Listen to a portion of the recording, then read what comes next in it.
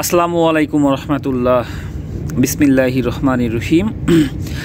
আল্লাহ তাআলা সূরা বাকারা 285 নম্বর আয়াতে বলেছেন, রাসূল তার নিকট তার রবের পক্ষ থেকে নাজিলকৃত বিষয়ের প্রতি ঈমান এনেছে, আর মুমিনগণ প্রত্যেকে ঈমান এনেছে আল্লাহর ওপর, তার ফেরেশতাকুল, কিতাবসমূহ ও তার রাসূলগণের উপর।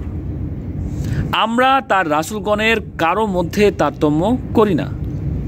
আর তারা বলে, আমরা শুনলাম এবং মানলাম। হে আমাদের রব, আমরা আপনারই ক্ষমা প্রার্থনা করি আর আপনার দিকেই প্রত্যাবর্তন স্থল। আল্লাহ তাআলা এখানে বলেছেন যে রাসূল তার নিকট তার রবের পক্ষ থেকে নাজিলকৃত প্রত্যেকটি বিষয়ে ঈমান এনেছে,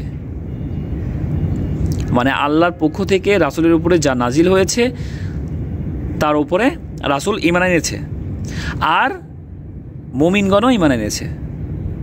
প্রত্যেকে ঈমান এনেছে আল্লাহর ওপর, তার ফেরেশতাকুল, কিতাবসমূহ ও তার রাসূলগণের উপর। আমরা তার রাসূলগণের কারো মধ্যে তারতম্য করি না।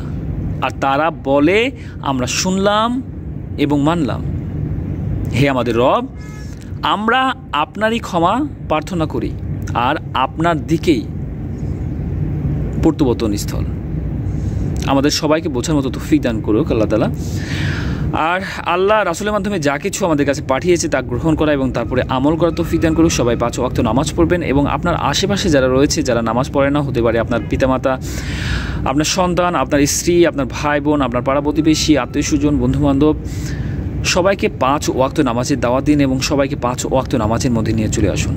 আর এর প্রতিদান অবশ্যই একদিন আপনি পাবেন ইনশাআল্লাহ, যেদিন আপনি আল্লাহর সামনে দাঁড়াবেন। আর আমরা সবাই এই পৃথিবীতে আল্লাহর কাছ থেকে আসছি, আবার আমাদের সবাইকে আল্লাহর কাছে ফিরে যেতে হবে। তো আল্লাহর কাছে ফিরে যাওয়ার প্রিপারেশন নেন, আল্লাহর সামনে জবাবদিহিতার প্রিপারেশন নেন, আল্লাহর সামনে দাঁড়ানোর প্রিপারেশন নেন। হে আল্লাহ, আমাদের সবাইকে বোঝার মতো তৌফিক দান করুন। হে আল্লাহ, আমাদের সবাইকে হিদায়াত দান করুন। হে আল্লাহ, আমাদের সবাইকে আপনার তাকওয়া অবলম্বন করার তৌফিক দান করুন। হে আল্লাহ, আমাদের সবাইকে 5 ওয়াক্ত নামাজ আদায় করার তৌফিক দান করুন। হে আল্লাহ, আমাদের সবাইকে নামাজে বিনয়ী ও নম্র হওয়ার তৌফিক দান করুন। সবাই 5 ওয়াক্ত নামাজ পড়বেন। আল্লাহ হাফেজ।